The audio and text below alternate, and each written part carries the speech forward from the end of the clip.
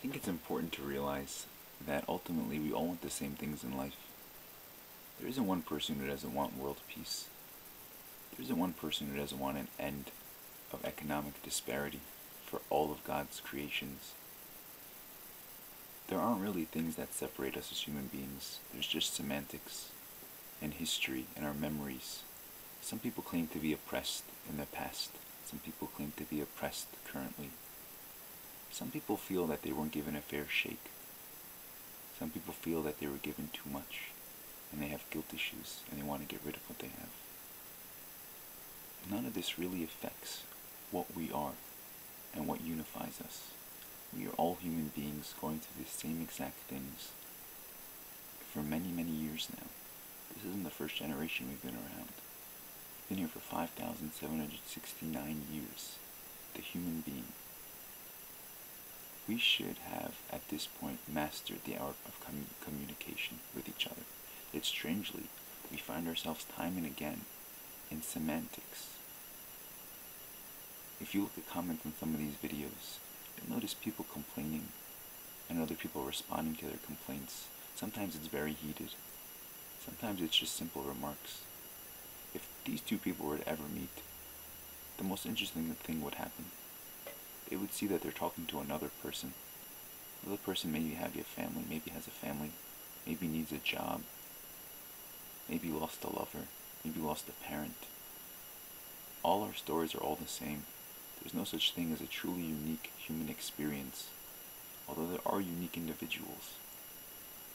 But I think it's very important at all times to remember we're all human beings and we only have one planet Earth.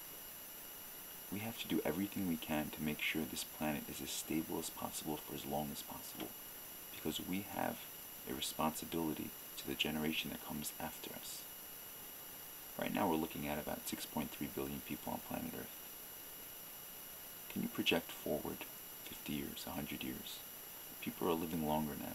We're, thank God, fighting wars less. How are we going to deal with overpopulation? How are we going to get resources to every part of the globe? We have the technology firmly in place.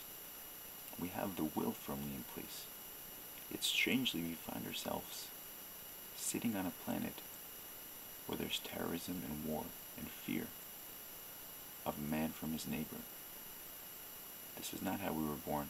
This is not how a child is educated. We are not to fear each other.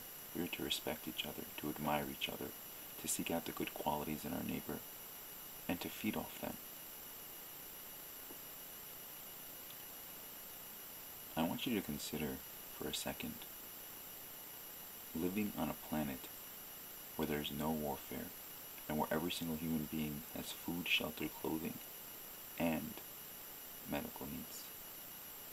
What would your day-to-day life be like? Surely you would have some sort of job either providing food, shelter, and clothing or medical needs. Or if we chose to stick to our strange cultures of music and art and entertainment and literature, science, whatever kept us interested. How relaxed would you be? How peaceful would your mindset be? How much more pleasurable would the pleasureful experiences you already partake of be? Wouldn't you love to wake up in the morning in such a world, knowing that every person on the planet has what to eat? Every person on the planet has clothes. Every person on the planet is being taken care of, and they have a place to live, and they have doctors to go to if they need them. We have all the technology, we have all the resources, yet all we keep talking about is our currency issue. What exactly is our currency issue, and what exactly is the role of currency in our environment and on our planet?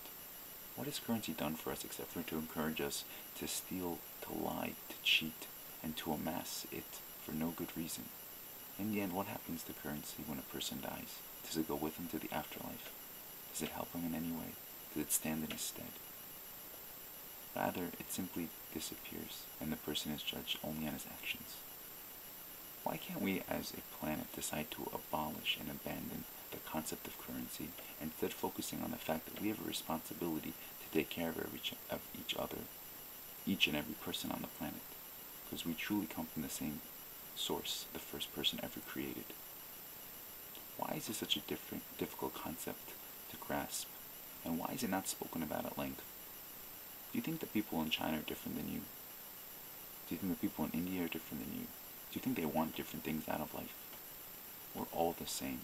We all have the same needs.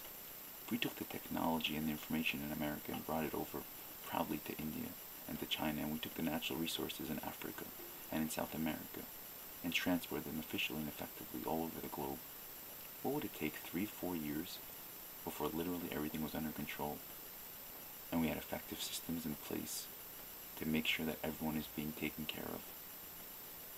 Think about it, 3 or 4 years. We're talking 2012, 2013. No war, and everyone is taken care of.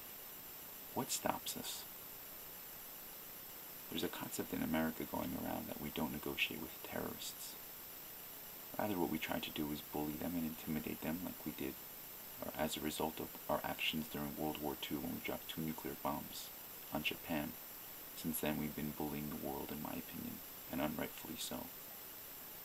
Why don't we negotiate with terrorists? If you're sitting on a boat and someone takes a chainsaw out and starts cutting a hole in his seat, and you ask him, "What are you doing?" And he says, "Why do you care? This is my seat. I paid for this seat. I'm cutting a hole in my seat." Wouldn't you naturally look at him and say, "You realize if you cut that hole, the whole boat will sink. Even though it's just your seat, I will die too." To have an attitude of, "I'm not going to negotiate with a terrorist," is awfully childish at this point. We need to talk to these people. We need to know their demands. We need to know what they want, when they want, and how they want, and if we can acquiesce. There's nowhere to run from on this planet, and we've learned that the hard way so many times. We have to talk to all the militant groups. We have to invite Bin Laden, and if he's alive, and speak to him, ask what he wants, and provide it for him in the best way we can. Same thing with Hamas and Fatah, and Al-Qaeda in general. Let's give them what they want. Maybe they want to live isolated in some part of the world and practice Islamic law. Is that so bad? Shouldn't we have religious freedom? But by saying they're a target and hunting them down like criminals, you give them no choice but to instill with them a desire to intimidate us even further with further threats and attacks and threats of attacks, God forbid. Why not just say, and even the guerrillas in Lebanon, the Hezbollah, why not just ask them, "What do you want?" Maybe they just want a plot of land and to govern themselves, have self-autonomy. And same with the Congo.